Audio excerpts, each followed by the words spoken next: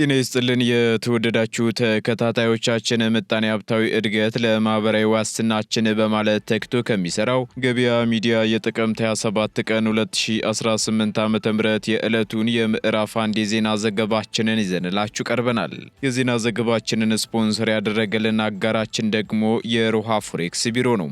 በዜና ዘገባችን ላይ የሮሃ ፎሬክስ ቢሮን የዕለቱን የውጭ ምንዛሬ ተመን የምናጋራችሁ ይሆናል። በዜናዎቻችን ላይ የተመረጡ ምጣኔ ሀብታዊ፣ ማህበራዊና ሌሎች ወቅታዊ እንዲሁም አዳዲስ ጉዳዮችን አካተናል። እንድትከታተሉን እንጋብዛችኋለን። በቅድሚያም አርዕስቶችን የነዳጅ ድጎማዎች እንዲሰረዙ ማሳሰቢያ መሰጠቱ ተሰማም። የነዳጅ ድጎማዎች እንዲሰረዙ የተባለው በምን ምክንያት ነው? በዝርዝር የምናጋራችሁ ይሆናል። የኤሌክትሪክ ተሽከርካሪ ኃይል መሙያ ጣቢያዎችን በተመለከተ አዲስ መረጃ ወጣ። በዚህም ኃይል መሙያ ስርዓት ወይንም መመሪያ የወጣ ሲሆን በርካታ መስፈርቶችንና ደረጃዎችን ማካተቱ ተሰምቷል። ሙሉ መረጃውን የምናጋራችሁ ይሆናል። የዜሮ ታሪፍ ስርዓት ትግበራን ተከትሎ አዲስ መንገድ መዘጋጀት እንዳለበት ተነገረም። ከዚህ ጋር ተያይዞ በርካታ መረጃዎች እየወጡ ይገኛሉ። የምትሰሙት መረጃችን ነው። ሆስፒታሉ 1 ሚሊዮን ብር መቀጣቱን ተከትሎ እየወጡ ያሉ መረጃዎች አነጋጋሪ ሆነዋል። ለመሆኑ ሆስፒታሉ ማን ነው? ለምን ተቀጣ? በዝርዝር የምናደርሳችሁ ይሆናል። የተወደዳችሁ ተከታታዮቻችን እነዚህንና ሌሎች አዳዲስ እንዲሁም ትኩስ ኢኮኖሚያዊና ማህበራዊ መረጃዎቻችንን ይዘንላችሁ ቀርበናል። አዳዲስ እንዲሁም ትኩስ ኢኮኖሚያዊና ማህበራዊ መረጃዎቻችንን ለማግኘት ታዲያ የገበያ ሚዲያን እንድትወዳጁ እየጋበዝን በዝርዝር ወደምንመለከታቸው መረጃዎቻችን እናልፋለን። በውቢቷ ፒያሳ ላይ ቅንጡ አፓርታማዎችን ከ1.2 ሚሊዮን ብር ቅድመ ክፍያ ጀምሮ ያቀረበለው ቴምር ሪል ስቴት የከተማዋን ውብ እይታ ማየት የሚችሉባቸው አስቀድመው ለሚከፍሉ 30 በመቶ ድረስ ቅናሽ አዘጋጅቷል። በተጨማሪም ፒያሳ ሚኒሊክ አደባባይ 20 ካሬ የንግድ ሱቆችን ከ2.8 ሚሊዮን ብር ቅድመ ክፍያ ጀምሮ በዶላርም ሆነ በዋጋ ግሽበት ምንም አይነት የዋጋ ጭማሪ አናደርግም። ከኢትዮጵያ ውጭ ለምትኖሩ ወኪል ባይኖራችሁም በዲኤችኤል ያላችሁበት ድረስ ውልከን እናስፈርማለን። ይህ ቅናሽ ለ15 ቀናት ብቻ ስለሚቆይ ለበለጠ መረጃ በ0935 47638 ወይንም 0948 77 7672 ይደውሉ። ቴምር ሪል ስቴት።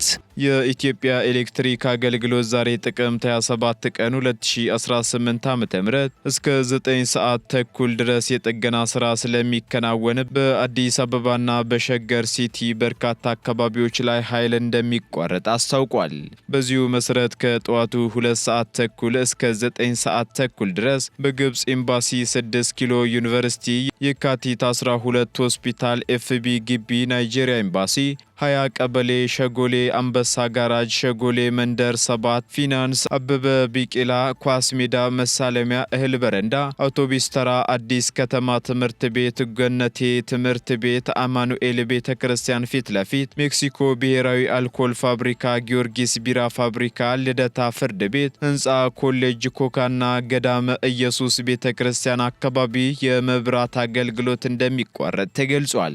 በተጨማሪም ቦሌ ሁላሳ፣ ሰበታ፣ አለም ገና፣ ካዲስኮ ቀለም ፋብሪካ፣ ዮሴፍ ኢንዱስትሪ መንደር፣ ጃማይካ ጫማ፣ አዲስ ሰፈር፣ ንፋስ ስልክ፣ ሼል ዲፖ፣ ሙሎና ከሚሴ ከተሞች፣ ድሬ ከአስፓልት በላይ፣ ገፈርሳ ውሃ ግድብና አካባቢው፣ መንገሻ፣ ቡራዩ መዘጋጃ ቤት፣ ቡራዩ ቄራ፣ ቡራዩ ካርቶንና በአካባቢው ላይ የኃይል አቅርቦት ይቋረጣል ተብሏል። በመሆኑም በእነዚህ አካባቢዎች የሚገኙ ደንበኞች የጥገና ስራ ተጠናቆ የኃይል አቅርቦቱ እስኪመለስ ድረስ በትዕግስት እንዲጠብቁ ሲል አገልግሎቱ አሳስቧል።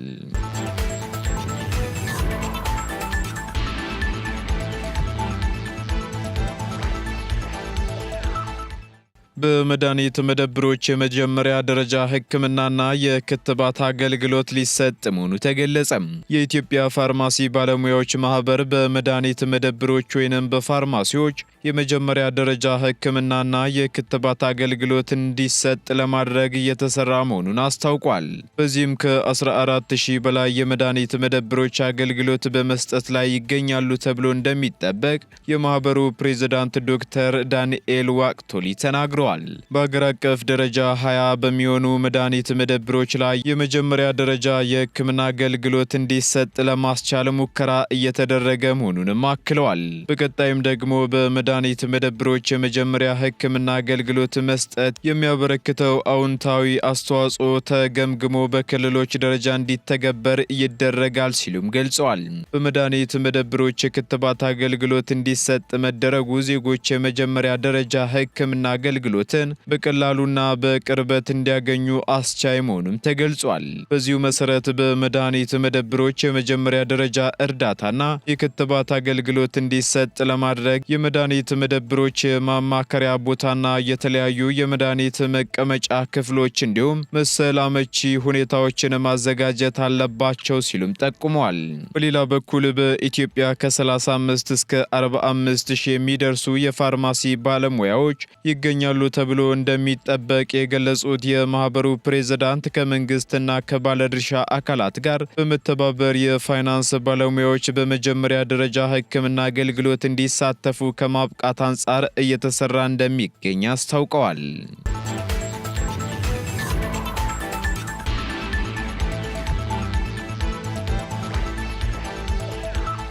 በዋና ዋና አውራ ጎዳናዎች በየ50ና 120 ኪሎ ሜትር ርቀት ላይ የተሽከርካሪ ኃይል መሙያ ጣቢያዎች ሊዘረጉ ነው ተባለም።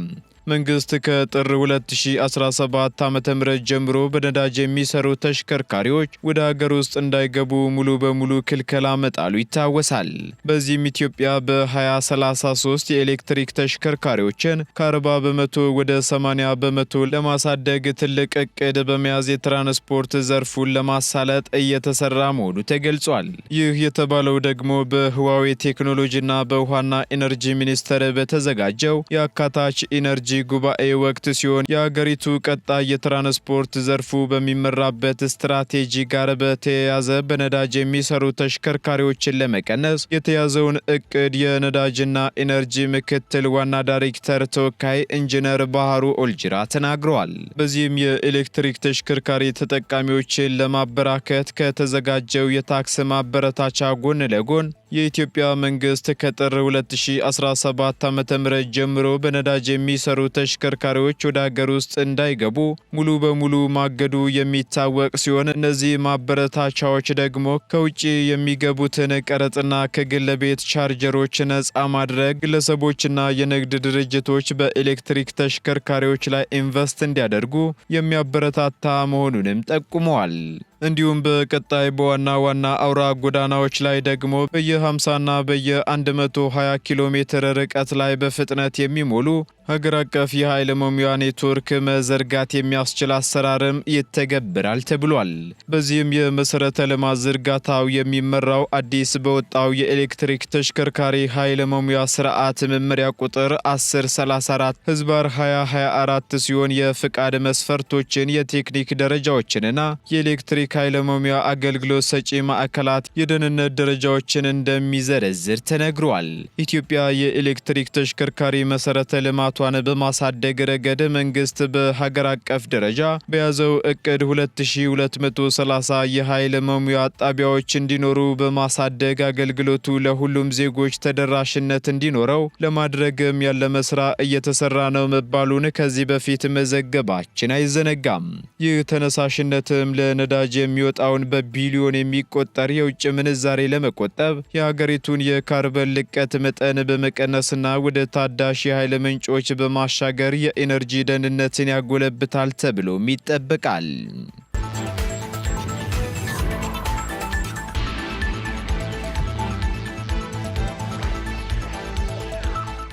የዜሮ ታሪፍ ስርዓቱ የሚተገበር ከሆነ ኢትዮጵያም የምትጠቀምበትን አሰራር መዘርጋት አለባት ተባለም። የቻይናው ፕሬዝዳንት ሺ ጂንፒንግ ከቻይና ጋር የኢኮኖሚ አጋርነት ስምምነት ለተፈራረሙ የአፍሪካ ሀገራት ምርቶች የዜሮ ታሪፍ ስርዓት ተግባራዊ እንደሚደረግ መግለጻቸውን ተከትሎ ስምምነቱን ከፈረሙ ሀገራት መካከል አንዷ ኢትዮጵያ በዚህ ስርዓት ውስጥ ተጠቃሚ የምትሆንበትን አሰራር መዘርጋት እንደሚገባት የዘርፉ ምሁራን ተናግረዋል። ሁሌም ቢሆን ታሪፍ መቀነስ የኢኮኖሚን እድገት ለማምጣትና ኢንቨስትመንትን ለማበረታታት ጠቃሚ መሆኑን የሚያነሱት ምሁራኑ በዚህ ስርዓት ግን በርካታ ምርቶችን ኤክስፖርት የምታደርገው ወይንም ወደ ኢትዮጵያ የምታስገባው ቻይና ስለሆነች የዜሮ ታሪፍ ስርዓትን ተግባራዊ ስታደርግ ጠቀሜታው ለቻይና የንግድ እንቅስቃሴ መሆኑን አስረድተዋል። ነገር ግን ኢትዮጵያ መጠቀም ከቻለች መልካም አጋጣሚ መሆኑን አንስተው ከዚህ ቀደም እንደ አጎዋ የመሰሉትን ለመጠቀም ሙከራ ተደርጎ እንደነበር የቢዝነስና ኢንቨስትመንት አማካሪው አቶ ከፈለኝ ኃይሉ ተናግረዋል። በመሆኑም ቻይና የዜሮ ታሪፍ ስርዓትን ተግባራዊ የምታደርግ ከሆነ ኢትዮጵያ የቻይና ምርቶችን ብቻ ከማስገባት በዘለለ የውጭ ንግዷን በማጠናከር የምታገኘውን እድል ለመጠቀም በቁርጠኝነት መስራት እንደሚጠበቅባት መናገራቸውን አሃዱ ዘግቧል። እንዲሁም የዜሮ ታሪፍ በዋናነት የኢትዮጵያን ኤክስፖርት እንደሚያበረታታና ተጨማሪ የገበያ አማራጭ ለመጠቀም የሚያስችል እድል እንደሚፈጥርም ተገልጿል።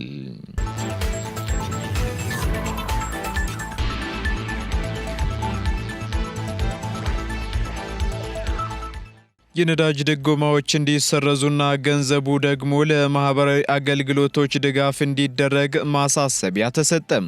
በዓለም አቀፍ ደረጃ እየቀነሰ የመጣው የምርት ዋጋ በተለይም የነዳጅ ዋጋ ኢትዮጵያን ጨምሮ ከሰሃራ በታች ላሉ የአፍሪካ ነዳጅ አስመጪ ሀገራት አስፈላጊ የፋይናንስ ዕድል መፍጠሩን አዲሱ የዓለም ባንክ ሪፖርት አመላክቷል። ባንኩም እነዚህ ሀገራት ይህን ምቹ ሁኔታ ተጠቅመው ውድ የሆኑትን የነዳጅ ድጎማዎች እንዲሰርዙና የተረፈውን ገንዘብ ደግሞ ለጤና፣ ለትምህርትና ለቤተሰብ ድጋፍ እንዲያዛውሩ ማሳሰቢያ ሰጥቷል።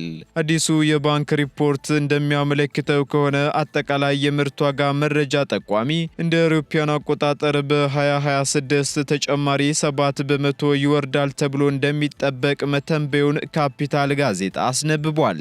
እንዲሁም ደግሞ ይህ ለአራተኛ ተከታታይ ዓመታት የሚከሰት ማሽቆልቆል ሲሆን ዋነኛው ምክንያት ደግሞ የኃይል ዋጋዎች ይዳከማሉ በሚል ትንበያ መሆኑም ተመላክቷል።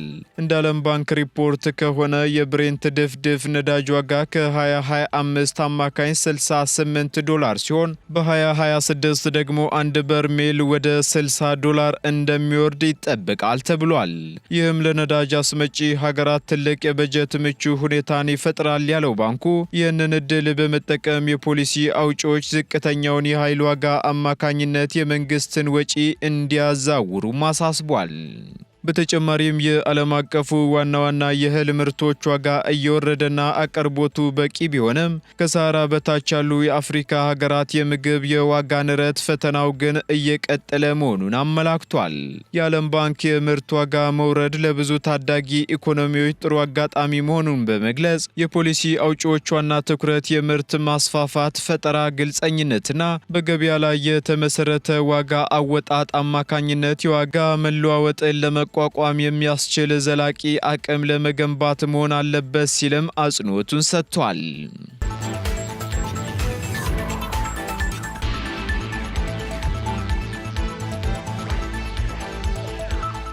ቀጥለናል። ውድ ተከታታዮቻችን ወደ መጨረሻው ዝርዝር መረጃችን ስንሸጋገር ሆስፒታሉ በካይ ኬሚካል ወደ ወንዝ በመልቀቁ 1 ሚሊዮን ብር መቀጣቱ ተገለጸ። የአዲስ አበባ ከተማ አስተዳደር ደንብ ማስከበር ባለስልጣን የመንግስት የጤና ተቋም የሆነው አላርት ሆስፒታል በኮልፌ ቀራኒዮ ክፍለ ከተማ በወንዝና በወንዝ ዳርቻ በካይ ቆሻሻ በመልቀቁ ምክንያት 1 ሚሊዮን ብር በመቅጣት አስተዳደራዊ እርምጃ መውሰዱን አስታውቋል። ብክለቱ በከተማው የአካባቢ ጥበቃ ባለስልጣን ባለሙያዎች በላቦራቶሪ የተረጋገጠ በመሆኑ ሆስፒታሉ 1 ሚሊዮን ብር ተቀጥቷልም ተብሏል። በሌላ በኩል በክፍለ ከተማ ወረዳ 4 በወንዝ ዳርቻ ብክለት የፈጸሙ 6 የተሽከርካሪ እጥበት አገልግሎት የሚሰጡ ተቋማት እያንዳንዳቸው 100 ሺህ ብር በድምሩ 600 ሺህ ብር መቀጣታቸውን ከባለስልጣኑ የተገኘው መረጃ ያመላክታል። ባለስልጣኑ በተደጋጋሚ በተለያዩ አማራጮች የግንዛቤ ፈጠራ ስራ እየሰራ ቢሆንም ከህገወጥ ተግባራቶች በማይቆጠቡ ግለሰቦችና ድርጊቶች የሚወስደው አስተዳደራዊ እርምጃ ማጠናክሮ የሚቀጥል በመሆኑ ነዋሪዎችና ተቋማት ከመሰል ተግባራቸው እንዲቆጠቡ ሲል አሳስቧል።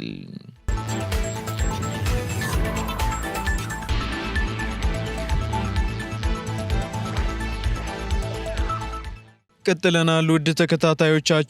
በመጨረሻም የሮሃ ፎሬክስ ቢሮን የዕለቱን የውጭ ምንዛሬ ተመን መረጃ እናጋራችኋለን።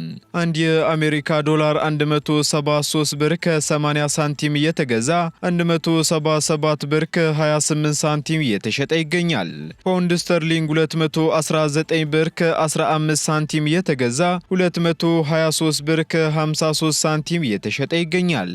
ዩሮ ደግሞ 193 ብር ከ95 ሳንቲም መግዣው ሲሆን መሸጫው ደግሞ 197 ብር ከ83 ሳንቲም ሆኗል።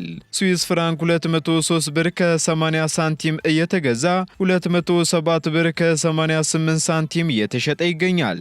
የተባበሩት አረብ ኤምሬት ድራም እንዲሁ 46 ብር ከ15 ሳንቲም መግዣው ሲሆን መሸጫው ደግሞ 47 ብር ከ7 ሳንቲም ሆኗል። የሳውዲ ሪያል 45 ብር ከ60 ሳንቲም እየተገዛ 46 ብር ከ51 ሳንቲም እየተሸጠ ይገኛል። እንዲሁም የቻይናው ዩዋን ደግሞ 22 ብር ከ78 ሳንቲም እየተገዛ 23 ብር ከ24 ሳንቲም እየተሸጠ መሆኑን የሮሃ ፎሬክስ ቢሮ የዕለቱ የውጭ ምንዛሬ ተመን መረጃ ያመላክታል።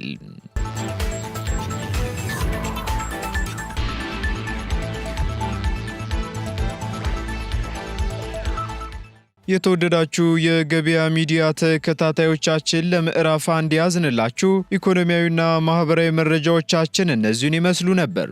አዳዲስ እንዲሁም ትኩስ ኢኮኖሚያዊና ማህበራዊ መረጃዎቻችንን ለማግኘት ታዲያ የገበያ ሚዲያን እንድትወዳጁ እንጋብዛለን። ሰናይ ጊዜን ተመኘን። በውቢቷ ፒያሳ ላይ ቅንጡ አፓርታማዎችን ከ1.2 ሚሊዮን ብር ቅድመ ክፍያ ጀምሮ ያቀረበሎ ቴምር ሪል ስቴት የከተማዋን ውብ እይታ ማየት የሚችሉባቸው አስቀድመው ለሚከፍሉ 30 በመቶ ድረስ ቅናሽ አዘጋጅቷል። በተጨማሪም ፒያሳ ሚኒሊክ አደባባይ 20 ካሬ የንግድ ሱቆችን ከ2.8 ሚሊዮን ብር ቅድመ ክፍያ ጀምሮ በዶላርም ሆነ በዋጋ ግሽበት ምንም አይነት የዋጋ ጭማሪ አናደርግም። ከኢትዮጵያ ውጭ ለምትኖሩ ወኪል ባይኖራችሁም በዲኤችኤል ያላችሁበት ድረስ ውልከን እናስፈርማለን። ይህ ቅናሽ ለ15 ቀናት ብቻ ስለሚቆይ ለበለጠ መረጃ በ0935 47638 ወይንም 0948 777672 ይደውሉ። ቴምር ሪል ስቴት